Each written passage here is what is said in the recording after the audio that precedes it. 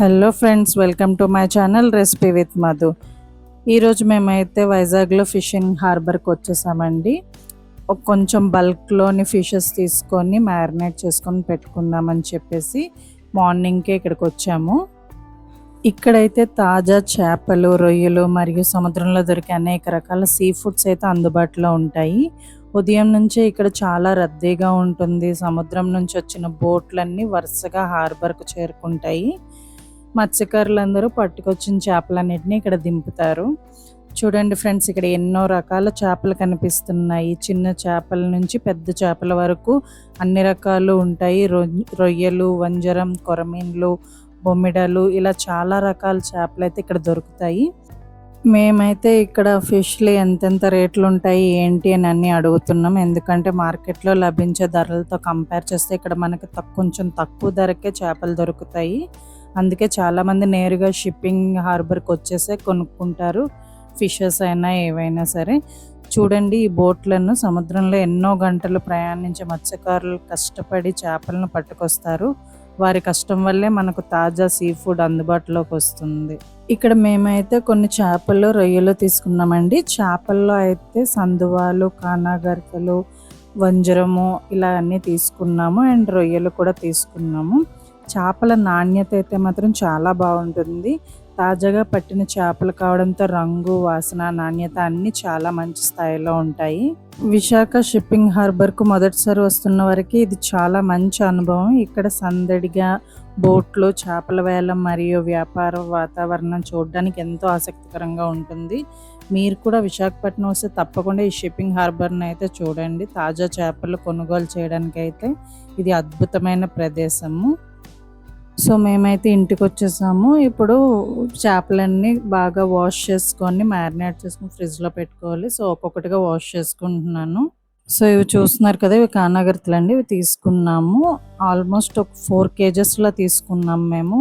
వీటిని బాగా వాష్ చేసి మ్యారినేట్ చేస్తాను. సో ఇవైతే నేను మ్యారినేట్ చేసుకున్నానండి. ఇవి ఫ్రై కోసం కాబట్టి కారము, సాల్ట్, ధనియాల పౌడరు, గరం మసాలా, చిన్న నిమ్మకాయ ముక్క, ఇంకా kebab powder, fish kebab powder ఉంటుంది కదా, అది కూడా వేసుకొని ఇలా మిక్స్ చేసి అయితే వీటిలో బాక్సెస్లో పెట్టుకొని ఫ్రిడ్జ్లో అయితే పెట్టేసుకుంటాను. నెక్స్ట్ మేము తీసుకున్న చేప వంజరం అండి. వంజరం ఒక పెద్ద చేప ఉంది. ఆ చేప మొత్తాన్ని తీసుకొని వాళ్ళ దగ్గరే కట్ చేయించాము ఇలాగా. సో ఇది 1.5 kg దగ్గర వరకు ఉంది. సో దీన్ని కూడా బాగా వాష్ చేసామండి. ఒక 4 to 5 times బాగా వాష్ చేసిన తర్వాత వాటర్ అంతా బాగా వంపేసి దీన్ని కూడా ఇప్పుడు మ్యారినేట్ చేసుకుంటున్నాను. సో దీన్ని అయితే జస్ట్ ఉప్పు, కారమే వేసి బాగా కలిపేసి ఇలా ఒక బాక్స్లో అయితే వేసేసుకున్నానండి. ఎందుకంటే ఇవి గ్రేవీకి కాబట్టి జస్ట్ ఉప్పు, కారమే వేసుకుంటున్నాను. సో ఒక బాక్స్లో వేసుకొని ఫ్రిడ్జ్లో పెట్టుకోవడానికి రెడీగా ఉంచాను. ఇప్పుడైతే నెక్స్ట్ రొయ్యలు అండి. రొయ్యలు మేమైతే ఇక్కడ 2 kgs తీసుకున్నాము. చేయించడానికి ఇచ్చిన తర్వాత ఎంతో కొంత అయితే మనకు తగ్గుతుంది కదా వెయిట్ అనేది. సో ఇవి నేను ఒక గిన్నెలోకి వేసుకుంటున్నాను. వీటిని బాగా వాష్ చేసిన తర్వాత ఇవి కూడా మాకు గ్రేవీకే కాబట్టి జస్ట్ ఉప్పు, కారం అనేది అప్లై చేసి ఇలా ఒక బాక్స్లోకి తీసుకొని ఫ్రిడ్జ్లో పెట్టుకోవడానికి పక్కన పెట్టుకున్నాను. ఇప్పుడు నెక్స్ట్ అయితే మేము చెరువు సందువలు కూడా తీసుకున్నామండి. ఇవి ఒక 11 అలా తీసుకున్నాము.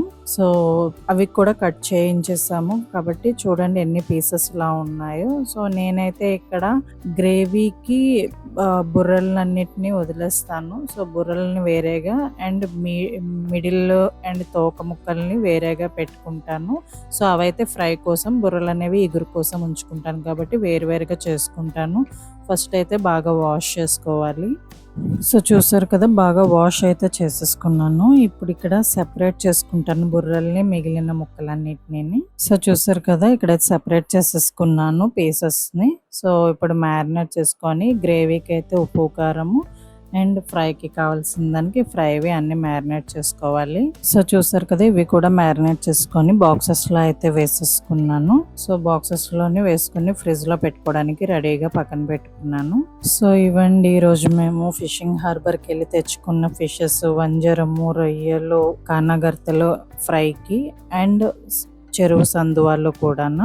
సో ఇవన్నీ నేను బాక్సెస్లో అయితే వేసేసుకున్నాను, ఫ్రిడ్జ్లో పెట్టేసుకోవడమే. ఇప్పుడు కొనుగోలు చేసిన చేపలతో మీకు త్వరలోనే రుచికరమైన చేపల వంటకాలు చేసి పెడతాను. సో ఈ వీడియో కనుక మీకు నచ్చినట్టయితే లైక్ చేయండి, షేర్ చేయండి. రెసిపీ విత్ మధు ఛానల్ని సబ్స్క్రైబ్ చేయడం మర్చిపోవద్దు. Thanks for watching.